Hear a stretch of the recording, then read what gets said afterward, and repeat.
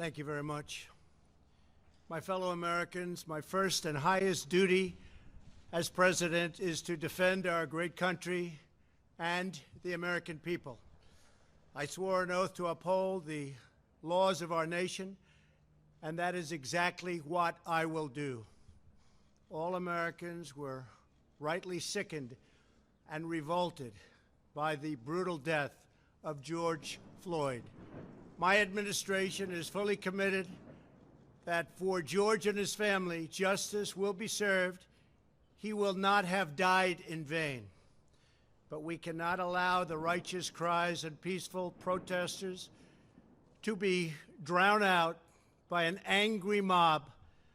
The biggest victims of the rioting are peace-loving citizens in our poorest communities. And as their president, I will fight to keep them safe. I will fight to protect you. I am your president of law and order and an ally of all peaceful protesters. But in recent days, our nation has been gripped by professional anarchists, violent mobs, arsonists, looters, criminals, rioters, Antifa, and others. A number of state and local governments have failed to take necessary action to safeguard their residents. Innocent people have been savagely beaten, like the young man in Dallas, Texas, who was left dying on the street, or the woman in upstate New York viciously attacked by dangerous thugs. Small business owners have seen their dreams utterly destroyed. New York's finest have been hit in the face with bricks. Brave nurses who have battled the virus are afraid to leave their homes. A police precinct has been overrun here in the nation's capital. The Lincoln Memorial and the World War II Memorial have been vandalized. One of our most historic churches was set ablaze. A federal officer in California, an African-American enforcement hero, was shot and killed. These are not acts of peaceful protest. These are acts of domestic terror. The destruction of innocent life and the spilling of innocent blood is an offense to humanity and a crime against God. America needs creation, not destruction, cooperation, not contempt, security, not anarchy, healing, not hatred, justice, not chaos. This is our mission, and we will succeed. 100%, we will succeed. Our country always wins. That is why I am taking immediate presidential action to stop the violence and restore security and safety in America.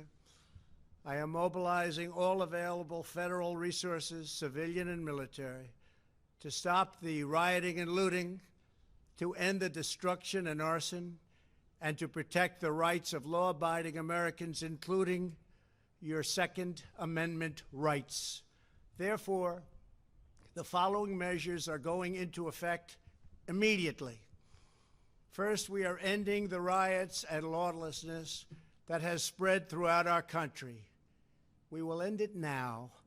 Today, I have strongly recommended to every governor to deploy the National Guard in sufficient numbers that we dominate the streets.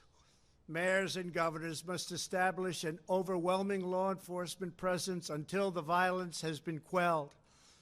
If a city or state refuses to take the actions that are necessary to defend the life and property of their residents, then I will deploy the United States military and quickly solve the problem for them.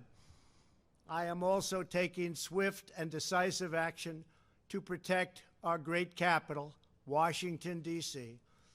What happened in this city last night was a total disgrace.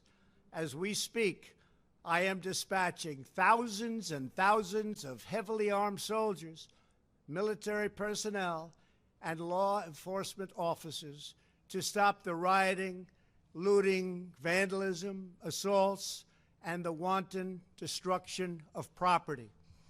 We are putting everybody on warning. Our 7 o'clock curfew will be strictly enforced. Those who threaten innocent life and property will be arrested, detained, and prosecuted to the fullest extent of the law. I want the organizers of this terror to be on notice that you will face severe criminal penalties and lengthy sentences in jail. This includes Antifa and others who are leading instigators of this violence. One law and order, and that is what it is. One law. We have one beautiful law. And once that is restored and fully restored, we will help you, we will help your business, and we will help your family. America is founded upon the rule of law. It is the foundation of our prosperity, our freedom, and our very way of life. But where there is no law, there is no opportunity. Where there is no justice, there is no liberty. Where there is no safety, there is no future. We must never give in to anger or hatred. If malice or violence reigns, then none of us is free. I take these actions today with firm resolve and with a true and passionate love for our country. By far, our greatest days lie ahead. Thank you very much, and now I'm going to pay my respects to a very, very special place. Thank you very much.